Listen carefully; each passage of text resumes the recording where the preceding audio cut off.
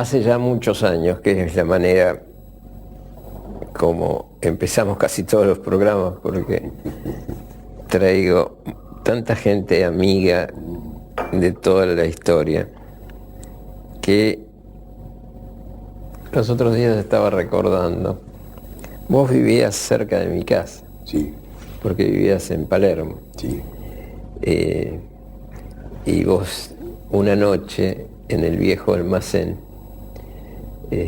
vos no sabías que yo estaba entre el público, pero de pronto me viste. Y empezaste a hablar de los barrios de Buenos Aires. Y dijiste, Palermo es barrio de poetas. Horacio Salas, que está ahí, lo sabe.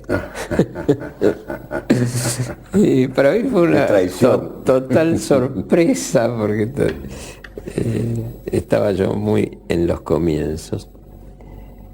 Y en mis comienzos, también en mis comienzos periodísticos, radiales y televisivos, también está una persona entrañable para vos, como un hermano, Astor Piazzolla. Y Astor se fue sin saber nunca lo importante que fue para mí una frase que me dijo un día. Yo trabajaba en una empresa de propiedad horizontal. Llevaba a cuestas mi carrera de abogacía y vendía departamentos. Y Astor me llamó a tomar un café un día y me dijo, Horacio, ¿cuándo vas a dejar la abogacía, la venta de departamentos? Y yo le dije, Astor, está por nacer mi tercer hijo, ¿qué querés que haga? Y me dijo una frase que fue fundamental en mi vida. Dice, deja todo. Y le digo, pero me voy a morir de hambre. No, deja todo. Vos tenés una vocación de poeta, vos tenés una vocación de escritor. Y nunca vas a ser rico, pero vas a ser feliz. Un año después, le dije a Graciela, mi mujer, quiero ser un poeta feliz y no un vendedor de departamentos desgraciado. Así que voy a dejar todo. Regalé mis libros de derecho. Y esa frase fue fundamental en el cambio en mi vida. Y en interín, te conocí a vos. Creo que fue enseguida que nos caímos bien. Sí. Recuerdo que vos necesitabas la traducción de algo, o María de Buenos Aires, sí, o alguna cosa, un borrador de traducción, y que lo hizo mi mujer. Así que en esa época, en esa época empezamos a vernos más seguido. Recuerdo que estuve en el estreno, en ese lugar chiquitito, creo que en la calle Suipacha, sí, si no me equivoco. Sí. Suipacha y Paraguay. Suipacha y Paraguay, pero muy chiquitito. Sí, y ahí no era tan chico, pero uno lo recuerda más chico, sí, porque era un teatro pequeño, claro, un teatro de 300 personas. Claro, era un teatro que ya no existe. Esas cosas no existen. Y después, bueno, cuando Balada para un loco, para todo, todas esas cosas, que fue además un tiempo muy feliz. Sí. Era un tiempo feliz de Buenos Aires. Sí. Terminaba una época y empezaba otra. Y empezaba otra que no era tan feliz. Las ciudades también cambian de piel. Claro. Y no fue tan feliz. No, porque, bueno... Por razones políticas. Exactamente. Vinieron tiempos políticos muy, muy desgraciados. Después de esta breve introducción, agradecimiento, etc. Te quiero mucho, Horacio, pero por favor, que sea ostensible y patente. Sí, yo lo creo, además lo creo. Recuerdo cuando fundamos ¿Cómo? La Academia Nacional del La Tango. Academia Nacional del Tango. Hay una foto en la que vos estás hablando, Sí. que seguramente la tendrás, Sí, sí. en el Salón Dorado del Teatro Colón. Va a ser 20 años el año que viene. Sí, claro. Este año hace 20 años que nos reuníamos en los cafés, habíamos fundado la Academia Argentina del Tango y después lograríamos la conversión a Academia Nacional. Nos juntábamos en un café que se llamaba En varios, y en nuestras casas también. En nuestras casas también.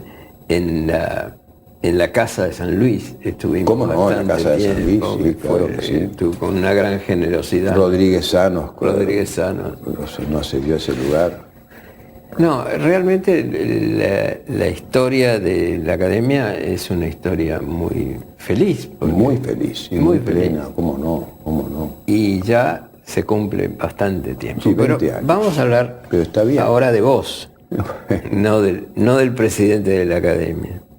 Bueno, los cargos son los cargos y yo he tenido algunos cargos de conciencia y ningún cargo, y alguien tiene que llevar la bandera, eso es así. Y si no, no existiría. Así que eso lo dice todo el mundo, todos lo sabemos. ¿Cómo empezó en tu vida? Sé que estuviste en arquitectura. Sí. Eras un estudiante de bastante arquitectura. tiempo, sí, y sigo siendo apasionado. Y metiste cosas. Muchas cosas. De tango. Sí, sí. En esa. Y cosas de arquitectura en el tango. Contá un poco eso. Sí, cómo no. La cuestión fue que yo tenía un tío, Arturo, que era un gran ingeniero, que participó, yo nací en Montevideo, cuando tenía un mes me trajeron a Buenos Aires para mostrarme a la familia Escurra, que es la familia de mi madre, que vivía en la calle de la Valle, entre Uruguay y Paraná. Fue un lugar que paso siempre por ahí, porque además está cerca de la Sociedad de Autores, ¿no? Y es mi barrio de la niñez. Y el tío Arturo, yo tenía tal admiración por su ilustración, un hombre que sabía un inglés casi británico, por eso, cuando trabajó en los ferrocarriles, en el tendido de ferrocarriles del Uruguay, los ingenieros ingleses lo trataban como un par, y tenía una colección de libros muy importantes. Por ejemplo, me regaló para mi cumpleaños, porque sabía que yo lo deseaba, El hombre que está solo y espera, comprado por él cuando salió, de Scalabrini Ortiz, y con una dedicatoria muy graciosa. En el año 31. ¿Sí? Muy graciosa, que dice: para Horacito, que me explica todo lo que yo le enseño.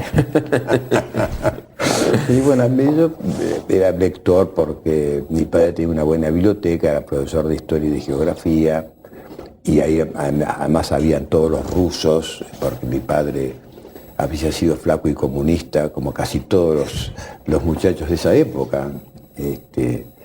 Y había sido siempre muy lector.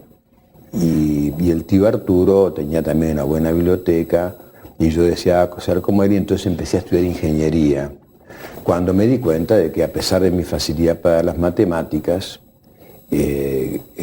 yo no estaba hecho para ser ingeniero. Y entonces, para satisfacer a mi padre, que él deseaba verme con un título universitario, era tan bueno mi padre también como no satisfacerlo, me pasé a arquitectura. Y bueno, estudié bastantes años arquitectura, me gustó mucho porque una facultad de artes, tenía una muy buena biblioteca, con un bibliotecario que, como todos los bibliotecarios, se sienten dueños de los libros que administran. Y ahí creaste un grupo también. Sí, el Club de la Guardia Nueva. Claro. En la Facultad de Arquitectura, donde había chicas monísimas, tuve un prestigio adicional, que fueron que me vinieron a buscar 3 próceres del tango a la facultad.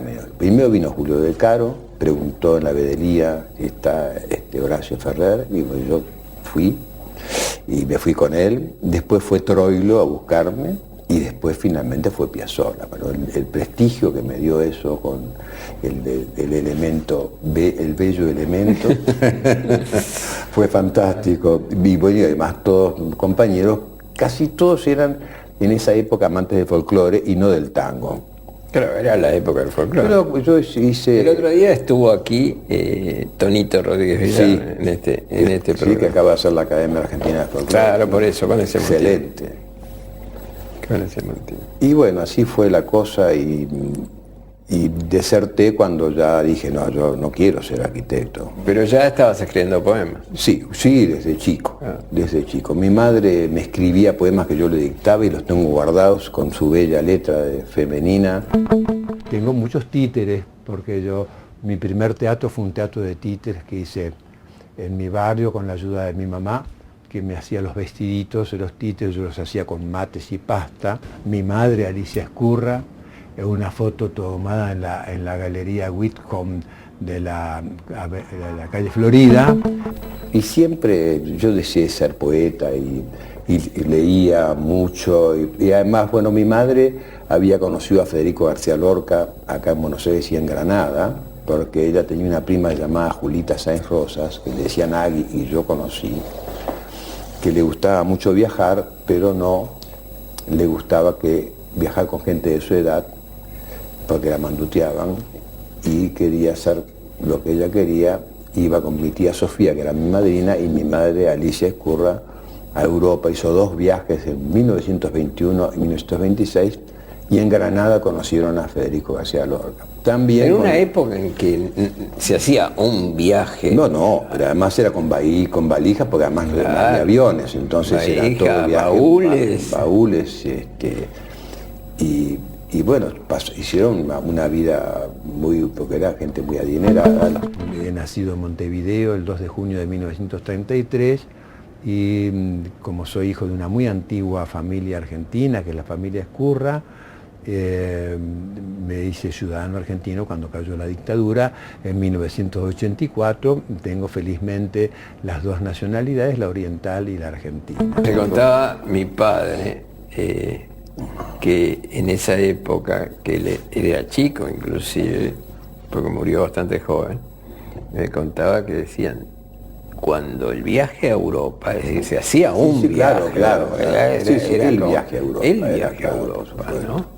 Sí, uno va tantas veces por necesidad o por placer o por trabajo. Ya viajar a Europa es una incomodidad. Bueno, vos, una gran incomodidad. Te llamo, está en Europa, está en tal cosa, pero estás en los lugares más locos, para uno así insólitos, porque vos seguís actuando en tus espectáculos. Sí, sigo actuando. Y digo tus espectáculos porque... Sí, bueno, hemos hecho María de Buenos Aires en el Cervantes el año pasado, hicimos 40 funciones, dirigidos por Marcelo Lombardero y con el auspicio de Rubén Correa y Claudio Gallardú. Bueno, pero lo has hecho María de Buenos Aires. Lo acabamos de hacer en la Greek National Opera de Atenas. Claro, hicimos 9 funciones, llevamos 8.000 personas. Cuando me decían María de Buenos Aires no te va a entender nadie. Y bueno, yo digo, la poesía no está hecha para ser entendida, sino para emocionar. Y si la gente se emociona con lo difícil que yo escribo, bueno, no tengo otra manera de escribir tampoco. Entonces, resultó bien. Yo hice traducir a partir de la traducción al inglés de Nicholas Tozer, fantástica, un gran amigo, y desde el inglés lo tradujeron al griego y lo estaban ahí los griegos, 8.000 personas que leyeron María de Buenos Aires en 2 visores. Qué difícil, además, ¿no? Porque María de da la impresión de que María de Buenos Aires es solo para los porteños. Sí, para ciertos porteños. Para ciertos porteños, para un grupito. Para Julián Centello, Homero Expósito y... Sí, un grupito y Pichuco. Sí, que no seremos demasiado. Pero sin embargo... Y vos. Sí, además. No, pero somos muchos más. No, sí, claro. Y cada vez más. Pero te parece raro que puedan entender las metáforas. No te olvides que hace 40 años que María de Buenos Aires, se sigue vendiendo el disco original, se sigue vendiendo el disco que hicimos con Guidon Kremer en Austria. Eso es extraordinario. Sí, fantástico. Eso es extraordinario. Fantástico. Él fue el padre de la resurrección de María de Buenos